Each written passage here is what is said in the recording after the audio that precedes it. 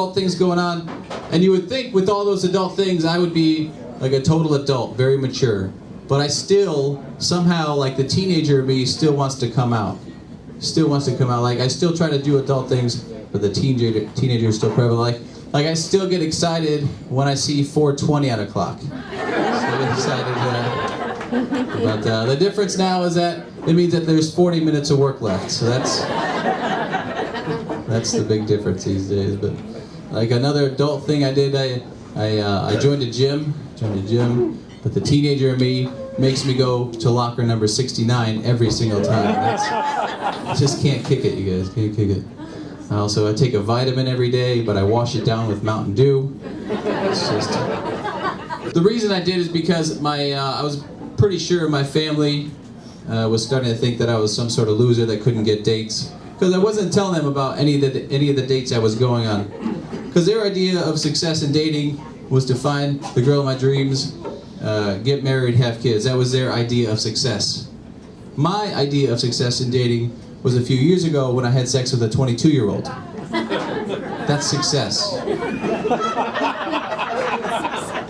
As a 32-year-old guy who looks like a 42-year-old guy, you gotta respect it. I don't care if you think it's gross. Thank you. All right. Yeah. You gotta respect the game on that. But like I couldn't call my mom and be like, "Hey, guess what happened? It was a great night last night." I couldn't say that. So the way I was getting around it, I was telling them like about all this dates as if they were comedy shows.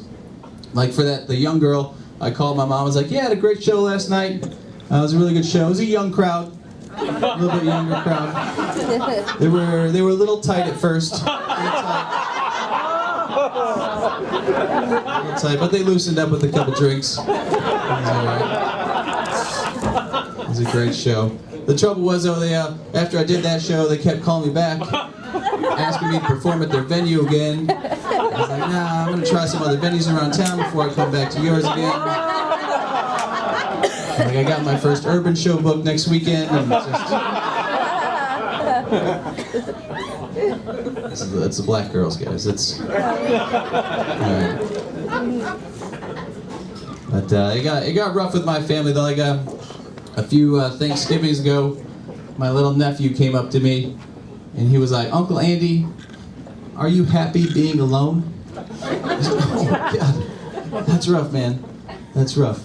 But I thought about it for a couple of seconds, and I was like, that's not something a 6-year-old thinks independently. That's not something he thought and he wanted to ask me. That's something that somebody told him, probably my mom, to tell me to make me feel bad. So I was like, you know what, Logan, I am happy being alone. I am happy being alone because I just fucked a 22-year-old, so. Run along, you little scamp. Go talk to your grandma. Excuse me.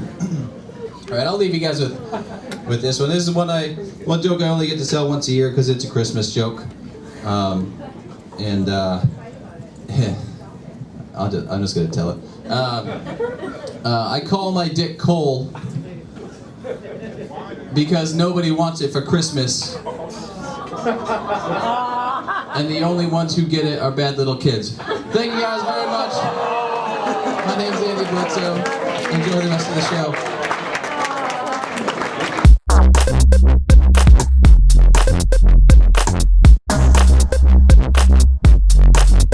Good evening. I am Katie Palomino. It is good to be in a location where there are people mostly drinking beer. Right? Yeah. Now, before you celebrate with me, I'm actually not a drinker at all. I mean, I drink like water and lemonade. You gotta live. But I don't drink alcohol. But I connect more with a beer crowd than I do with any other alcohol crowd. A couple of weeks ago, I was invited to perform at a winery. And so I wanted to connect with my audience and try to make some jokes to connect with them as wine snobs, which was challenging because I don't know anything about wine, and I knew they were going to find that out pretty quickly. I wrote some jokes, and I tried a few, but honestly none of them turned out all that great. I'm not an idiot. I do know some things about wine. I know like different kinds of wine, like Cabernet and Riesling and boxed. A lot of my friends like the boxed. I don't know what year what that was, but no, I tried a few of those jokes. I will tell you though, it's always interesting as an outsider who doesn't drink wine to listen to people tasting wine for the first time, right? You listen to what they're saying and it sounds bizarre. And I don't know if people realize how bizarre they sound when they take a drink and they say, "Oh, at first it's fruity." And then out of nowhere, it's vanilla, and suddenly it's old furniture, and it ends strongly with tree bark. I don't want any. It all tastes like crap to me. No, I just told a few of those jokes, and they kill with a 65-year-old crowd, but that's all I knew, so I just put a cork in it. So I've got some good news, exciting news. Since January, I have lost 75 pounds. Thank you. And I'm, just so we're clear, I'm not looking for it. So if you find it, it is yours. Right? No, people have said to me, "Katie, have you lost so much weight? Are you not eating?" No, I'm eating. People have seen me eat. I just cut a lot of sugar out of my diet. I don't drink pop. But the biggest thing I've done is I've stopped eating, now this is crazy, American-sized portions. I recognized that one burger I got could feed several small countries in Africa and still keep those people full. So just cut back a little bit. I did have a friend that I hadn't seen in a while, saw me recently, and he was like, "Oh my gosh, Katie, you have lost a ton of weight." Which was flattering because I assumed as an American he didn't understand the metric system term ton. So it has been a lot, but not quite a ton, give or take. I realize we as Americans don't know anything about the metric system, right? The metric system is a number system that everybody in the world uses except Americans. That clears it up for you. I mean, in America, we do know the metric system a little bit. I mean, we know 2 liters of Mountain Dew. And how many grams of cocaine we can buy, right? That is you using the metric system. Way to go. I will tell you that no matter how much weight I lose or how good I feel or how much energy I have or how many compliments I get, it is inevitable that when people see me coming, they are still always going to say, "Now that's a lesbian."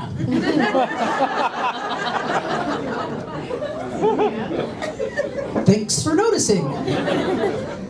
It's true, and I've lost weight.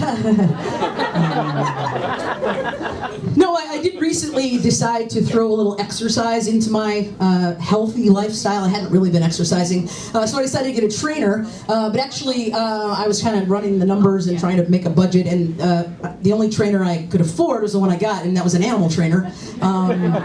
So I'm not really getting any stronger, but I can balance a ball on my nose like nobody's business. Right? In fact, this past week, we finally did the big event that I was hoping for, and I jumped through a flaming hoop. So it's pretty good.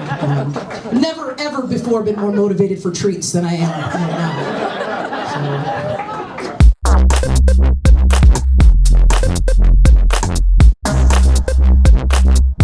I was doing a show last night in Gaylord, and I decided on the way there, I'm like, it'll be really funny if I figure out how to pronounce Gaylord properly. Oh, I'll get on stage and I'll be like, is it Gaylord or Gaylord? I tell you, I quickly abandoned that idea. Because one, I get to the show, and like, have you ever been to Gaylord? Make some noise, been to Gaylord. See, it's all the white people who clap, because that's all there is in Gaylord. That was it. It was like these hardcore, like, biker dudes. So I'm like, oh, I'm still gonna do this shit. I'm edgy as shit. Had a big dick on, I was like, I'm gonna do this. So I did it, I'm like, hey, is it Gaylord or Gaylord? Shut the fuck up, whoa!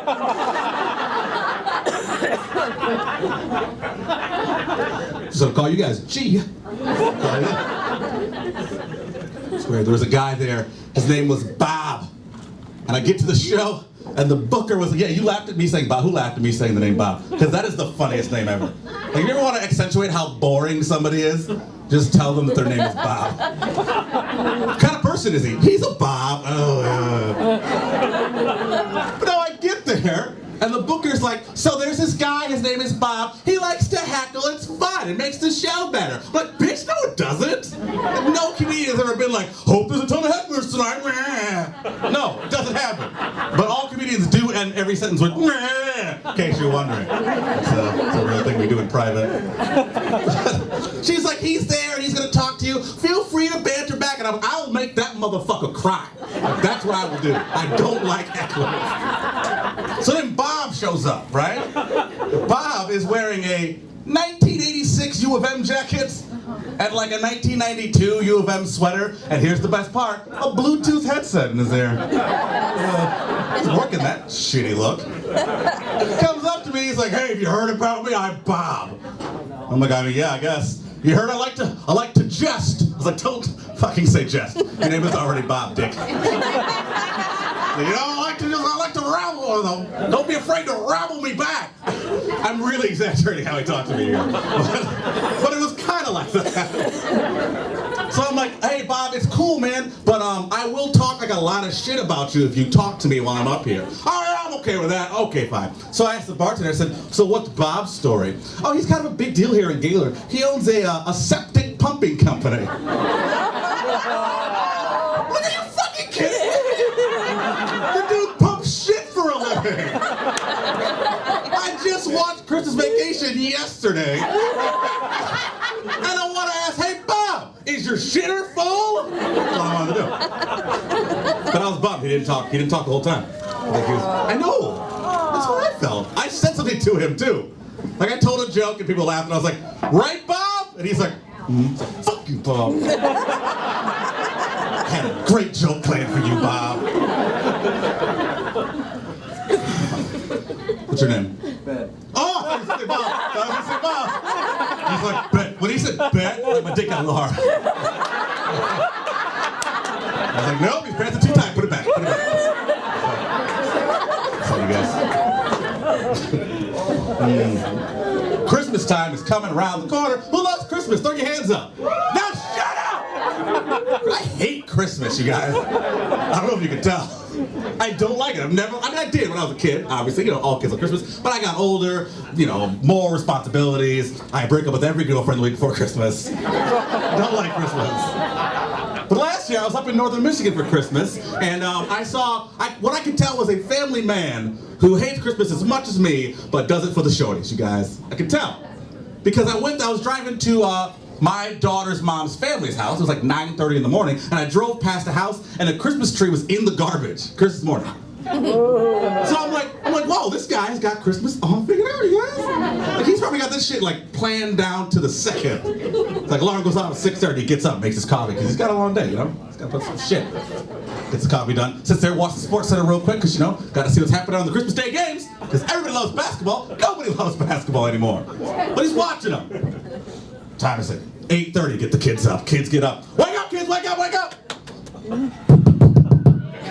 Kids wake up, they're like, hold on, Christmas is going, we better get ready fast. They run down the stairs. Tear open your presents right now, you've got 14 minutes. Tear open the presents get torn open. All right, let's have some breakfast. They eat a little bit of breakfast, shove it in their face, throws a pancake in one of the kids' face. He doesn't give a shit, it's Christmas Day. He can forgive them. It's like, all right, everybody got everything, play with your toys. La, la, la, you're done playing. Take a picture of your new clothes on. Oh, you hate them, throw them away, put them in the trash. What time is it, 9:30? Christmas tree's going to the trash. We're done. See you next year.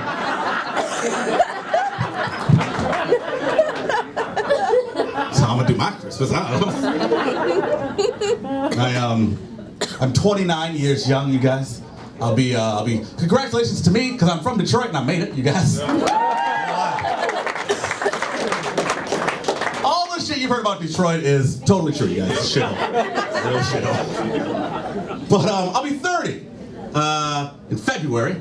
I'm excited, but I'm also kind of scared. Anybody here who's turned 30 knows that feeling. You're almost 30. You feel a little more fallible than usual. So I gotta figure out what I'm gonna do with the rest of my life, you guys. I can't tell jokes, be a bartender forever. So I know what I'm gonna do is I'm gonna do nothing until I'm 75 years old. Then I'm just gonna be Morgan Freeman after that. It's fucking foolproof, you guys. He'll have been dead for like 35 years. People have forgotten about him. I'll just pick up like right where he left off. I go to jobs for voiceover work and they'll be like, oh, what's your name? Oh, you don't already know? Well, I'm Morgan Freeman. Morgan Freeman, I thought you were dead. That's why I had your food, my friend. Like Andy Dufresne, I crawled through 5 miles of mud and shit. Then I spent 40 years building gadgets for Batman. Now I'm back to narrate your entire life. It's a great thing. Like I can be able to just do weird shit with my voice all the time. Like, I'll call people up really late at night and give them really bad news. But like nobody's mad because it's Morgan Freeman giving them really bad news. It's like ring, ring, ring, 3:30 in the morning. Hello? Hello, is this Alan Johnson? Yes? I'm Morgan Freeman and you have pancreatic cancer. Morgan Freeman's on the phone! Great. Trying to live my life. I also, after I'm done being Morgan Freeman, I'm just gonna be Charles Barkley after that. Because then I can just say whatever the fuck I want all the time. And nobody cares what who cares who knows who Charles Barkley is? Make some noise. Yeah. He's the one who says the dumb shit during the basketball games, you know. He says, actual quote from Charles Barkley. Somebody says, hey, how about those San Antonio Spurs who won a championship last year? They're a great caliber team. You know what I don't like? Women in San Antonio, Texas. I don't like them. They just, all they do is eat churros all day long. I love churros myself. I'm a churro connoisseur, but I don't want my lady eating it. No. Chuck, I think you're saturated. You ask him anything, he just talks about something else all the time. Chuck, how do you feel about the brutality the police have been showing against African Americans? You know what I used to love? Brutalities in Mortal Kombat. Remember that? You rip somebody's spine out through their butt? It's great. Twinkies. That's how I imagine Charles Barkley falls asleep every night. Twinkies. It's terrible, you guys. I grew up in Detroit, as I said. I was adopted by a white family. Explains the fit of my clothes and the sound of my voice. I was adopted by a white family. I lived in Detroit. It was a weird dynamic. Because, like, I'd go home and I'm with a white family. And then I leave the house and I'm in the ghetto. So it was weird. And the weirdest part was I had a racist grandfather from Kentucky. Like, that's how I grew up. But I didn't know he was racist, like, all at once. Like, it wasn't like a big bomb. It was kind of like a slow burn for me. I picked it up over the years. Little things he did. Like, he had a nickname for me growing up. He called me George all the time. I didn't get it. George. He called me George. What do you know, George? How's the weather, George? You got a girlfriend, George? So I'm curious, like, why does Grandpa call me Curious George all the time? Fuck the joke. God damn it! I'm a fucking amateur, you guys. I'm filming. All your drinks are roofie, too. Shit! That's what happens when I'm behind the bar. So my grandpa thinks I'm like Curious George. Dynamite joke, you guys. Man, that's funny. Shit. But that wasn't the worst thing he ever did. The worst thing, it was weird. He came over one day, my family and I were eating dinner, having a good time. I was like 11, and he shows up, and he's like, hey. My dad's like, what's up, Jim? That's his name. And he's like, I just want to tell you about this brand new car I just bought. It's a 1957 Chevy Bel Air. This car's beautiful. Brand new paint job, big old fins on the back. Brand new leather interior, shiny white wall tires.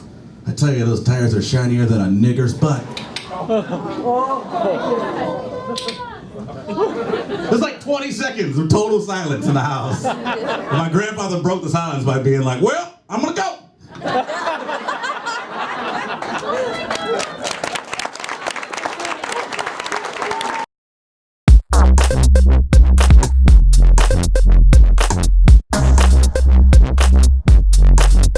For those that don't know, pontoon, the greatest fucking invention you can ever have. It's a flat surface that floats down the lazy river. The only goal is to not fall off the side drunk in the bitch. That's it. That's it. That's my dog. That's the coldest shit out, my God. Here's why I'm mad at my my people. Ain't that how we escape slavery? Hello? It shouldn't be a black household across America without a pontoon in the back, nigga. Are you kidding me? We should have our Emancipation Proclamation papers and a pontoon, bitch, in the back. What the fuck is you talking about? It should be pontoon dealerships across America right next to the liquor stores and the church. Bam. Are you kidding me? Real talk, my guy? Man, tell me about it. It's crazy when it hits you across the face. Love you, man. I love you Caucasians. You know what? Let me tell you something. I'm gonna say some crazy shit right now. That nigga word, it just rolls off the lips. It's crazy. Yeah, silence in the room. That's what was supposed to happen. I know it was a derogatory term, but for some reason, we just roll it off the lips like a term of endearment, and sometimes it just go. Because niggas do exist. They do. Here's what I'm mad at y'all about, though. We got a word we put out there for y'all. Y'all just don't give it enough airplay. Cracker need to get more love, dog. I ain't talking about hunky. Hunky is aggressive. That's aggressive. I feel it. Hunky, oh, just make me feel, you know what I'm saying, coming out my throat. But cracker, that's what's happening. You my cracker. What's happening? Just put it out there. I'm chilling. Try it next year, 2016. Black President Experiment about to be over with. Run the cracker one time. You feel me, my guy? Just run it one time, see how I feel, man. You cracker motherfuckers up here tripping. We don't want y'all saying nigga. Y'all feel crazy about saying nigga. Run cracker 4 times. I'm telling you. It's gonna be so sweet at the family reunion, man. You cracker motherfuckers is tripping. At the job, y'all got him. You bet, man, if this cracker don't get his shit together. I'm saying, run it. See how it feel to you. Y'all not giving it enough airplay. Y'all want to be, you know what I'm saying, show that it's an injustice, show that we equal, we all the same people. Run cracker 4 times. It's okay. It's not gonna hurt you. It's not. And then here's how you get them. Somebody hit you with a cracker. Oh, I'm a cracker? Yeah, but it come with cheese, bitch. Ooh! Ooh! Ooh! Back to back. That's that Drake shit. You feel what I'm saying? Somebody call you a cracker, that's right, because it come with that cheese, bitch. Fuck is you talking about? I'm just trying to help y'all out, man. 2016, the world is changing. This ain't the world you grow up in. This ain't your grandmama's and granddaddy's world no more. It's not. This is a new world. Do you realize we live in a world now where nerds is what's popping? Dog, look at them making noise. Back then you be quiet as hell. You want somebody to pick you out. I ran down that nerd level. I had the green screen Apple IIe. You feel what I'm saying? Floppy disk, DOS. I know about DOS. Commodore 64. Some of y'all in here, I see you. I did all that. I never in my million years thought nerds would be what's popping. But that's what's hot now. Any one of y'all catch a virus. You got a little nerdy nephew. Boom. Come on, get this together for your auntie. You feel what I'm saying? Nerd is what's up. I mean, the tight sweaters, the crazy glasses, the crazy hair, and a book in your hand. Bam! You hot. They want you. Dog, the world is crazy. Like the world we live in now, big chicks is winning. I grew up in the world, I'm black. The best you could be at being a big chick was the consummate babysitter. You sang solos every first and third Sunday, and you learn how to cook. That was your life. You got big friends that's black. You know I'm telling the truth. You know. That's all they could do. They had to sing them gospel rituals. They had to know all the Patty songs. You had to know all the Patty shit. Now big girls is winning. They killing the game. Dog, listen, these big girls out here is what's popping. I'm talking about they got big houses, big cars. They got big shoes with red bottom painted on there. Because they big, they need a solid foundation. You feel what I'm saying? All the chicks that was, you know, little bad little chicks had all that mouth. Now they the new big chicks because they kept getting took to Red Lobster eating all them cheddar biscuits. Now they the new big bitches. They got 8 PPOs on 6 baby daddies. You know what I'm saying? They got to live with her because her house paid for. You feel what I'm saying? And I'm just saying the world we live in crazy. Like I never thought I'd live in a world where I see gay. Gay would be winning. Gay winning now, cuz. I'm sorry, y'all looking at me crazy. I'm gonna say some controversial shit. Listen, When I grew up, dog, beating up a gay person was a recreational sport. You didn't have nothing else to do. They just go find a gay, beat him up real quick and go on to the crib. I'm sorry, it's wrong, but we did it. Now, I wish you would touch a gay person. Not only is it a hate crime, but your mama, your sister, and your daughter will never get their hair done right ever again. Blacklisted. You can't go to a dollar store from here to Kentucky. They got your name in the back. They ain't playing no games, man. These gay boys is winning. And here's what's crazy. What are we really mad at?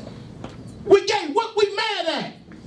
You mad at somebody that cut their hair, cut their grass, dress nice, throw the best parties. Just like a little dick in their mouth every now and again. This is what we upset about? Little penile on the lips. Every now and again. They got the pooper scooper bag for their dog. It's got stars and sprites on it. They pick your kids up after school, feed them, and buy them a new outfit. You mad because they like a little penile in their mouth? But you got friends that eat ass, you ain't saying shit to them. They in here like groceries. They in here eating ass like groceries. You sharing cigarettes behind this motherfucker, drinking beers. Ass eaters you fuck with. Little sausage suckers you can't, you know. You got an issue. Really? Come on, America, grow up.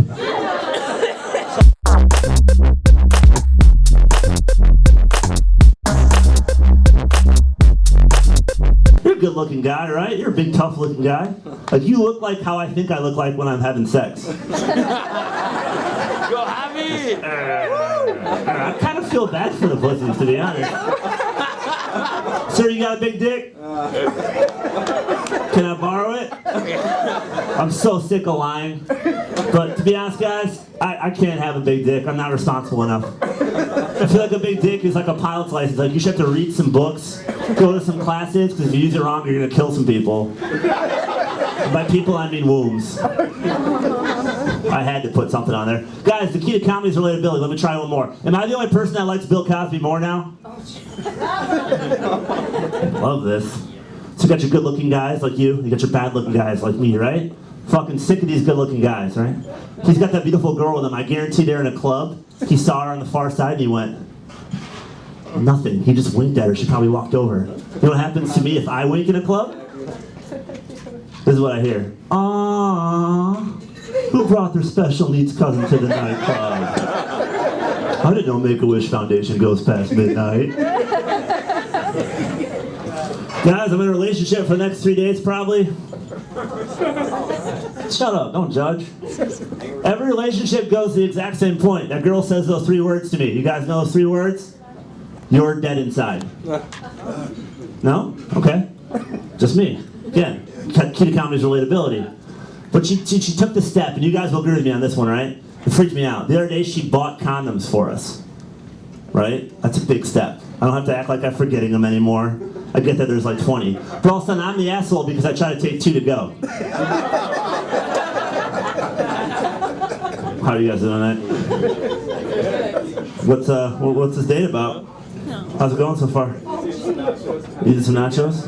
Good. That's not going anywhere. You're not getting laid. You can't eat messy food, dude. No one's going to bang you when you're licking your fingers. Syrian stars. What else do you guys want to talk about? Gotta check on time here. That guy's like, oh, look, you guys are touching in public. That's adorable. What, you guys been going out a week? Yeah. Awesome. I gotta check on time here. I want to go over here. Oh, we're close. We gotta get out of here. Guys, I got one more joke for you. You guys practice safe sex here? Anybody? No. I hate it. It's awful. Fucking awful, right? I want to have sex with a girl, not a bag, right? I know you're thinking, you're like, Max, aren't you worried about getting AIDS? No, I'm not. I'm not worried. I will never have AIDS and I can prove it. Ask why. Because I'll never take an AIDS test. I'm just going to die of a bad cold. Is Theraflu here or what? Guys, my name is Max White. Get up for your host, Brian B.